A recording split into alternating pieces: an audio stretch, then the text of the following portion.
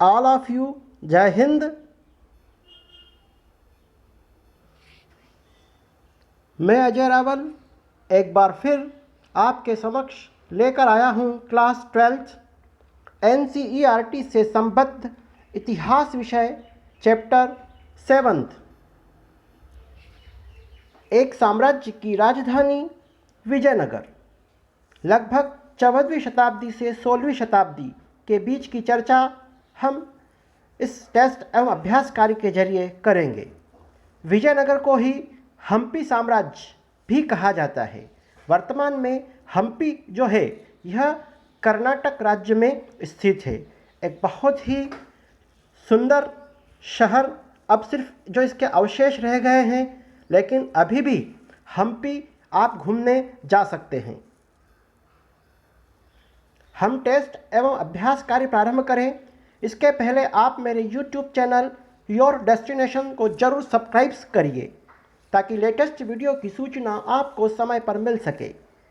और यदि वीडियो पसंद आए तो लाइक एवं शेयर जरूर कीजिएगा। यहाँ पर एक महत्वपूर्ण बात बताना चाहूँगा। अभी तक आपने YouTube पर लेसन से संबंधित कई सारे वीडियोस देखे होंगे, टेस्ट से संबंधित भी आपने वीडियोस देखे होंगे, लेकिन मैंने एक अभिनव प्रयास किया है। इसमें आप टेस्ट एवं अभ्यास कार्य देखने के बाद आप स्वयं भी डिस्क्रिप्शन में इसकी लिंक दी जाएगी इस टेस्ट एवं अभ्यास कार्य की, तो आप स्वयं भी इस टेस्ट एवं अभ्यास कार्य में पार्टिसिपेट कर सकते हैं और अपना स्वमूल्यांकन कर सकते हैं। तो शुरू करते हैं हम टेस्ट चैप्टर 7 से। जैसा कि आपको स्क्रीन पर दिखाई दे रहा है, आपको नाम डालना है तो यहाँ पर आप नाम डाल दीजिएगा। फिर इसके बाद पिता का नाम जो भी हो वो डाल दीजिएगा। संस्था का नाम जो भी हो आपका, जहाँ पर आप पढ़ते हैं वो डाल दीजिएगा, और मोबाइल नंबर। ठीक है। अब हम अपना टेस्ट शुरू करते हैं। पहला क्वेश्चन जो आपको स्क्रीन पर दिखाई दे रहा है, हम्पी के भग्नावशेषों को प्रकाश में लाने का कार्य सर्वप्रथम किसके द्वारा किया गया? Colonel Colin Mackenzie, John Marshall, Alexander Greenie या जॉर्ज वेलिंगटन? तो इसका राइट आंसर है colonel Colin McKenzie.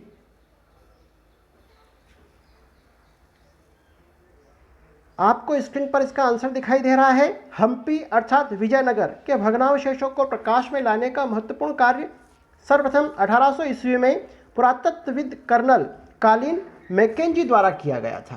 Colonel Colin McKenzie द्वारा किया गया था। ठीक है। और 1800 ईस्वी में किया गया था। यहाँ पर आपका एक रिक्त स्थान भी तैयार हो रहा है, तो आप इसको बहुत अच्छी तरीके से दिमाग में सेव कर लीजिएगा। कहीं ना कहीं आपका रिक्त स्थान में भी आ सकता है। ठीक है, तो आप जरूर याद रखें। 1815 ईस्वी में आपको भारत का प्रथम सर्वेयर जनरल नियुक्त किया गया था, है ना? प्रथम सर्वेयर जनरल नियुक्त किया गया था। सर्वेयर जनरल से तात्पर्य है विज्ञान और प्रौद्योगिकी मंत्रालय का जो सर्वेक्षण प्रमुख होता है उसको सर्वेयर जनरल कहा जाता है। तो 1815 ईस्वी में आपको अर्थात कर्नल कॉलिन मैकेंजी को सर्वेयर जनरल नियुक्त किया गया था। ठीक है। मैकेंजी बहुत अच्छे अभियंता के साथ साथ विशिष्ट मानचित्रकार भी थे, है ना? बहुत अच्छे इंजीनियर तो थे ही सही, साथ में बहुत अच्छे मानचित्रकार भी थे। आपके मानचित्र से विजयनगर के बारे में हमें महत्वपूर्ण जानकारी मिलती है।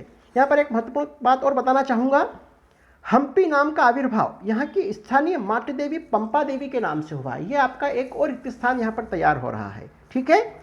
मातृ देवी पंपा देवी के नाम से हुआ। और पंपा देवी कौन थी? भगवान शिव की पत्नी पार्वती जी को ही पंपा देवी के रूप में यहाँ पर पूजा जाता था। दूसरा क्वेश्चन, महानवमी डिब्बा क्या है? आपको चित्र में दिखाई दे रहा है महानवमी डिब्बा। अब ये क्या है? आपके पास ऑप्शन है ध्वज, प्राचीर, मंच या मंदिर। तो इसका जो राइट आंसर है ये है आपको मंच। चित्र में यदि आप सही ढंग से देखेंगे तो आपको पता चल रहा है मंच दिखाई दे रहा है। परीक्षा में इससे संबंधित क्वेश्चन बिल्कुल आता ही आता है। महानवमी डिब्बा किसे कहते हैं, तो उसका आंसर भी हो जाएगा आपका महानवमी डिब्बा एक चौक संरचना है। चौक संरचना चारों तरफ से चौकोर संरचना है तथा हम्पी का एक अन्य लोकप्रिय आकर्षण है ना। यहाँ पर कई प्रकार के मंदिर तो है ही सही, यह भी एक आकर्षण का प्रमुख केंद्र है, जिसे राजा कृष्णदेव राय ने उदयगिरी पर हुई अपनी जीत के बाद बनवाया था। ठीक है, उदयगिरी पर अपनी जीत, जो वर्तमान में उड़ीसा में स्थित है, उस पर जब उन्होंने विजय प्राप्त की थी तो इस महानवमी डिब्बे या इस प्रकार का चौक उन्होंने बनवाया था।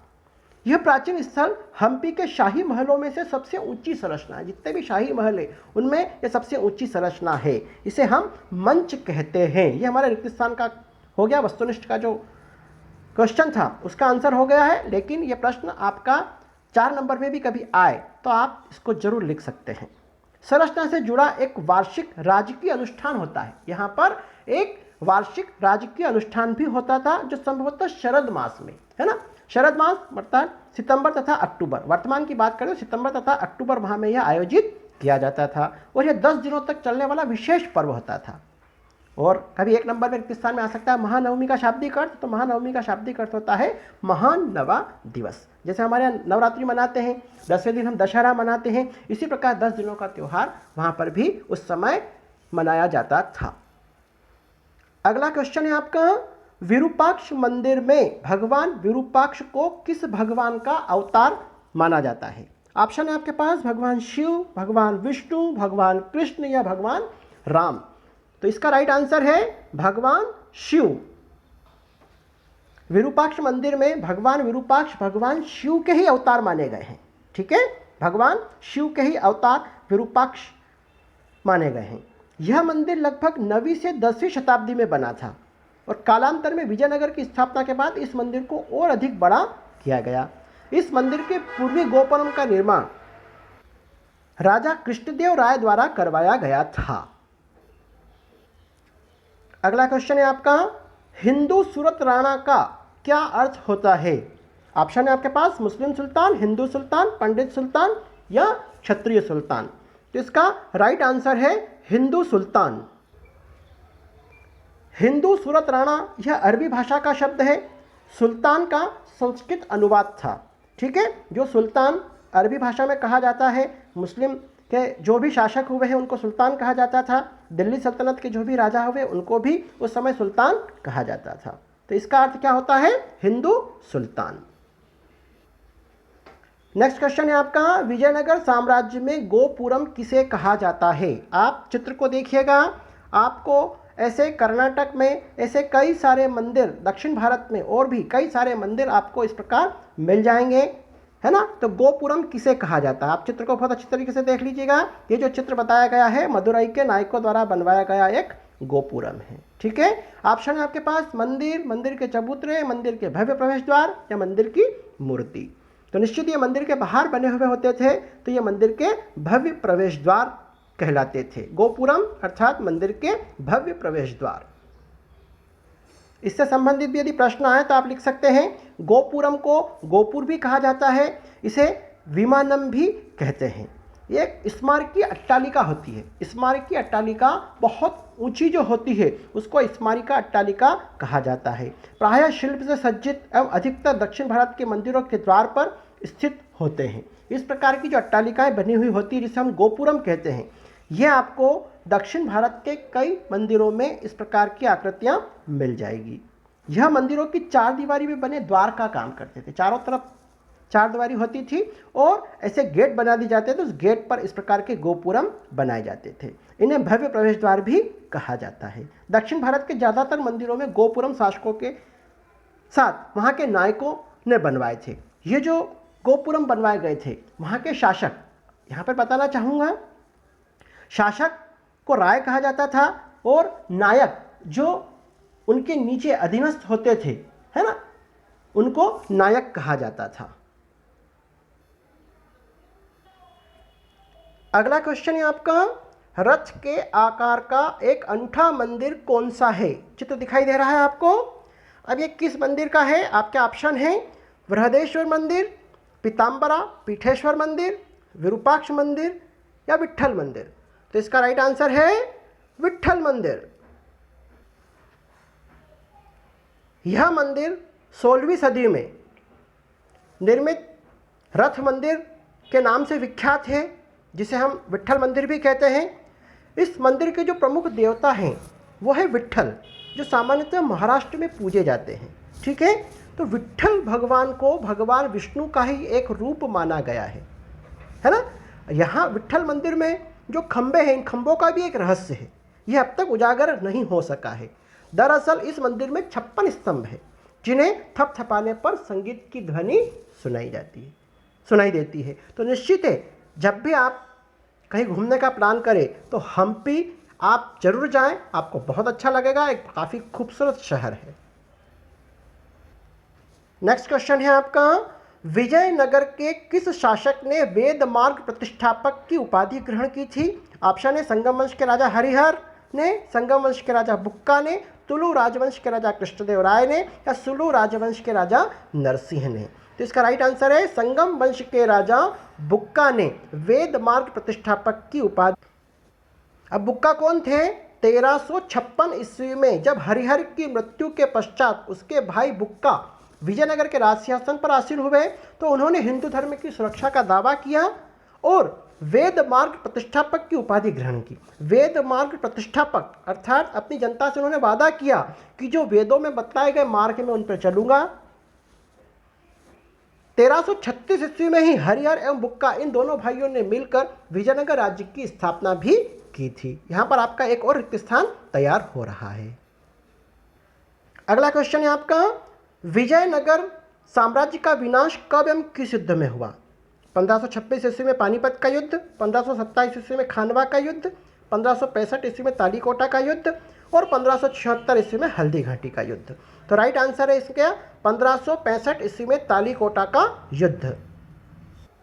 अब यहाँ पर भी आपका एक और प्रश्न तैयार हो रहा है, आप स्क्रीन पर इसका आंसर जरूर देखिएगा। विजयनगर साम्राज्य का विनाश 1565 ईस्वी में प्रारंभ हो गया था। दक्षिण भारत की मुस्लिम राज्य की संयुक्त सेना, है ना, दक्षिण भारत के जो मुस्लिम राज्य थे उनकी संयुक्त सेना एवं विजयनगर के बीच तालीकोटा के मैदान में सन 1565 ईस्वी में यह युद्ध हुआ था। तालीकोटा एक मैदान था, वहां पर यह युद्ध हुआ था। इस युद्ध में विजयनगर की सेना को हार का सामना करना पड़ा था। ठीक है, उस समय राम राय मंत्री था। राम राय ने बड़ी वीरता से युद्ध किया, किंतु अंततः उनको हार का सामना करना पड़ा और धीरे धीरे लगभग 17वीं से 18वीं शताब्दी तक आते आते विजयनगर साम्राज्य का पतन हो गया या पूरी तरीके से इसका विनाश हो गया। विजयनगर राज्य की स्थापना किस नदी के किनारे की गई? ऑप्शन है आपके अलकनंदा, सोनभद्र, गंगा या तुंगभद्रा। तो right answer Tungabhadra.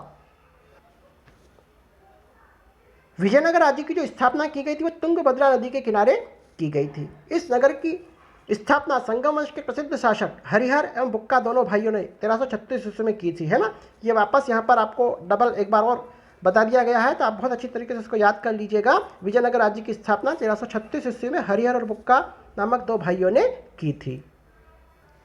Next question है आपका, अमुक्तमाल्यद नामक ग्रंथ की रचना किसने की थी? कृष्णदेव राय, हरिहर प्रथम, नरसिंह या राम राय। तो कृष्णदेव राय इसका राइट आंसर है।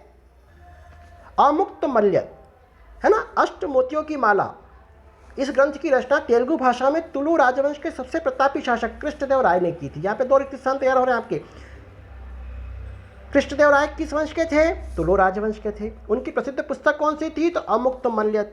ठीक है, यहाँ पर आपको अष्टमोतियों की माला लिखने की जरूरत नहीं है, आप तो सिर्फ इतना याद रखिएगा, अमुक्तमाल्यद ग्रंथ की रचना तेलुगु भाषा में की थी राजा कृष्णदेव राय ने। इस पुस्तक में मुख्यतः नागरिक प्रशासन, न्याय प्रशासन, मंत्रियों की नियुक्ति, विदेश नीति से संबंधित जानकारी प्राप्त होती है। यहाँ पर एक महत्वपूर्ण बात बताना चाहूँगा, तुलु राजवंश का जो प्रतापी शासक कृष्णदेव राय थे, ये तो बहुत अच्छे कवि थे ही सही, बहुत अच्छे लेखक तो थे ही सही, साथ में ऐसे और भी जो 8 इनके जो मुख्य मोती थे वो भी, उनका भी बहुत महत्वपूर्ण योगदान था। नेक्स्ट क्वेश्चन है आपका, सही जोड़ी। एक भाग में आपको दे रखा है मातृदेवी, राक्षसी तांडवी युद्ध, संरक्षक देवता, अब्दुल रज्जाक, निकालो कांति। ऑप्शन है इसके सामने फारस, इटली, पंपा, विरूपाक्ष और तालीकोटा। ठीक है, सही जोड़ी पहला है आपका मातृदेवी। तो मातृदेवी कौन थी? पंपा देवी को मातृ देवी कहा जाता है। राक्षसी तांडवी युद्ध, यह तालीकोटा युद्ध को ही राक्षसी तांडवी युद्ध भी कहा जाता है। राक्षसी और तांडवी युद्ध नाम क्यों पड़ा? क्योंकि यह दो छोटे छोटे गांव थे और इन गांव के आसपास ही तालीकोटा का मैदान था, है ना। तो यह तालीकोटा का युद्ध ही राक्षसी तांडवी युद्ध के नाम से भी जाना गया। संरक्षक देवता कौन थे? विरूपाक्ष, है ना। विरूपाक्ष जो है भगवान शिव के अवतार माने जाते हैं, यह संरक्षक देवता थे। अब्दुल रज्जाक किससे संबंधित है? फारस से आया था तो फारस से संबंधित है। और निकोलो द कांति इटली से संबंधित है। ठीक है, यह हो गई आपकी सही जोड़ी। नेक्स्ट क्वेश्चन है आपका, कृष्णदेवराय किस वंश का प्रतापी शासक था? ऑप्शन है आपके पास तुलु और संगम। जस्ट अभी मैंने बताया था आपको तुलु राजवंश का सबसे प्रतापी शासक। यहाँ पर मैं आपको बताना चाहूँगा प्रश्न क्रमांक 11 तक आपके टेस्ट से संबंधित क्वेश्चन थे जो 25 अंक के थे, जो हम कर चुके हैं। अब जो क्वेश्चन आ रहे हैं ये आपके अभ्यास कार्य के क्वेश्चन है। ठीक है, इसमें आपको अंक आवंटित नहीं किए गए हैं। ठीक है, तो इसकी भी आप स्टडी बहुत अच्छी तरीके से करें और फिर इस टेस्ट में और अभ्यास कार्य में पार्टिसिपेट जरूर करें। नेक्स्ट क्वेश्चन है आपका, विजयनगर के शाही केंद्र में कई सुंदर महल और भवन स्थित थे, उनमें से एक महल भी है, इस महल का नाम कमल महल क्यों रखा गया है? आपको चित्र में दिखाई दे रहा है, कमल महल का चित्र सामने दिखाई दे रहा है। ऑप्शन है आपके पास, इस महल की भव्यता एवं सुंदरता के कारण, या इस महल की आकृति वास्तविकता में कमल के फूल जैसी होने के कारण। तो चित्र आप देख रहे हैं, क्या आपको कमल के फूल जैसी आकृति दिख रही है क्या? इसका जो राइट आंसर है वो है इस महल की भव्यता एवं सुंदरता के कारण। यह प्रश्न भी आपके परीक्षा में आ सकता है, 4 नंबर में आ सकता है, तो इसको आप बहुत अच्छी तरह से स्क्रीन पर इसका आंसर दे रखा है, आप जरूर देखिएगा। विजयनगर के शाही केंद्र में कई सुंदर महलों एवं भवनों में सबसे प्रसिद्ध लोटस महल था। लोटस महल अर्थात कमल महल को ही लोटस महल भी कहा जाता था। इस महल का नामकरण इसकी सुंदरता और भव्यता से प्रभावित होकर अंग्रेज यात्रियों ने रखा था। कमल महल में 9 मीनारें बनी हुई है। इस कमल महल में 9 मीनारें बनी हुई है, बीच में एक सबसे ऊंची मीनार थी, शेष 8 मीनारें उसकी भुजाओं के साथ साथ थी। इस महल को देखने से स्पष्ट होता है कि इस महल की मेहराबों में इंडो इस्लामिक तकनीक का प्रयोग किया गया है। निश्चित है मुस्लिम राज्य भी साथ में है, आपस में बसे हुए थे पास में ही, तो निश्चित ही उनका भी प्रभाव इस पर पड़ा। तो इंडो इस्लामिक तकनीक का प्रयोग इस महल में किया गया। इस महल का स्थापत्य विजयनगर के शासकों की धर्म सहिष्णु नीति का परिचय देता है। निश्चित है कि इंडो इस्लामिक नीति यदि उनके स्थापत्य में दिख रही है तो कहीं ना कहीं वो धर्म सहिष्णु शासक भी रहे हैं। कार्ल मैकेंजी द्वारा बनाए गए मानचित्र से प्रमाण मिलता है कि यह कमल महल संभवतः एक परिषद भवन था, जहां राजा अपने परामर्शदाताओं के साथ बैठकर विचार विनिमय करता था, है ना। परिषद महल जहां पर आपस में विचार विनिमय किए जाते हैं उसको परिषद भवन कहा जाता है। नेक्स्ट क्वेश्चन है आपका, विजयनगर की जल आवश्यकताओं को किस प्रकार पूरा किया जाता था? अब यह आपका निबंधात्मक क्वेश्चन है जो लगभग 4 या 5 अंकों में आता है। ठीक है, तो इसका राइट आंसर है विजयनगर की जल आवश्यकताओं को किस प्रकार पूरा किया जाता है। बहुत ही महत्वपूर्ण क्वेश्चन है ये, स्क्रीन पर आपको इसका आंसर दिखाई दे रहा है। विजयनगर में जल आवश्यकताओं की पूर्ति करने के लिए पहाड़ियों से निकलने वाली लगभग सभी धाराओं के साथ साथ बांध बनाकर अलग अलग आकार के होजों का अर्थ होता है जलाशयों का निर्माण किया गया था। ऐसे ही सर्वाधिक जलाशयों में से एक का निर्माण 15वीं शताब्दी के आरंभिक वर्षों में किया गया था। इस जलाशय को वर्तमान में कमलपुरम जलाशय के नाम से जाना जाता है। इस जलाशय के पानी से आसपास के खेतों की सिंचाई की जाती थी और इसी जलाशय से एक नहर के माध्यम से राजकीय केंद्र की भी जलापूर्ति की जाती थी।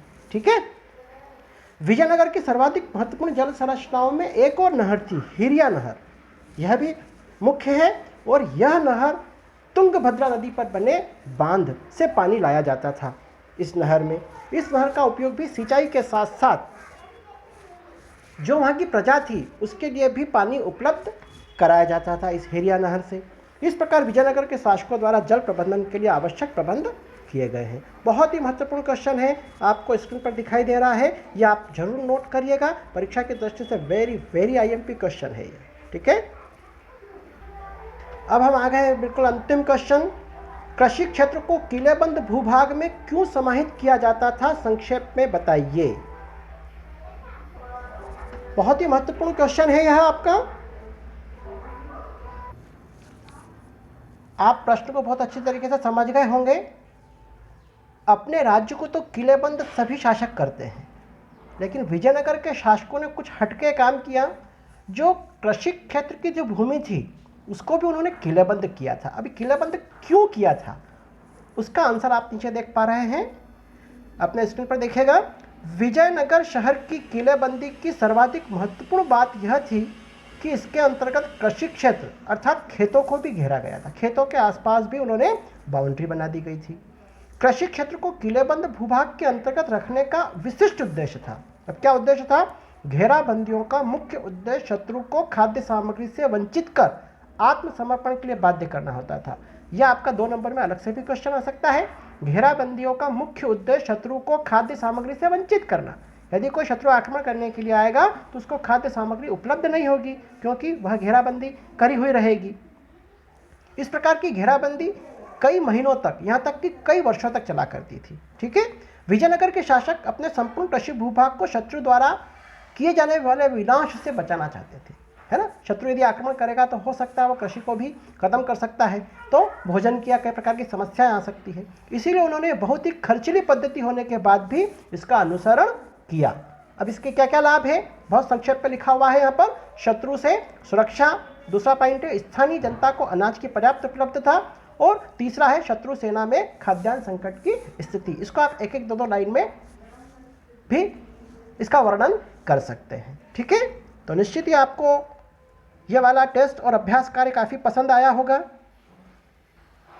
अपना टेस्ट और अभ्यास कार्य पूर्ण हो चुका है। अब हम इसको सबमिट करेंगे। व्यू स्कोर सामने दिखाई दे रहा है आपको। उसके नीचे आपको 3 ऑप्शन दे रखे हैं। सी प्रीवियस रिस्पॉन्स, टेस्ट किस किसने दिया देख सकते हैं। एडिट योर रिस्पॉन्स, जो आपने टेस्ट दिया उसको आप एडिट कर सकते हैं, अपना आंसर बदल सकते हैं। यदि आपको लगता है कि वो मैंने गलत आंसर चूज़ कर लिया था तो आपको सुधार सकते हो। और सबमिट अनदर रिस्पॉन्स, एक बार फिर से आप इस टेस्ट को दे सकते हैं। तो हम व्यू स्कोर पर चलते हैं। जैसा कि आप स्क्रीन पर देख पा रहे हैं 25 आउट ऑफ 25 अंक आप प्राप्त कर चुके हैं। तो निश्चित ही जो टेस्ट था वो आपने पूरे सही आंसर दिए हैं, और जो अभ्यास कार्य थे वो भी आपने मेरे साथ निश्चित ही कि आपको सीखने में कहीं कोई प्रॉब्लम नहीं रही होगी। अब आप इस वीडियो के डिस्क्रिप्शन में जो आपको क्विज की इसकी टेस्ट और अभ्यास कार्य की लिंक दी गई है उस पर आप जाएं और स्वयं भी इस टेस्ट और अभ्यास कार्य में पार्टिसिपेट करें और अपना स्व मूल्यांकन करें। यदि आपको ये वीडियो पसंद आया हो तो इसको लाइक और शेयर जरूर कीजिएगा, और मेरे YouTube चैनल योर डेस्टिनेशन को जरूर सब्सक्राइब करें। जय हिंद, जय भारत।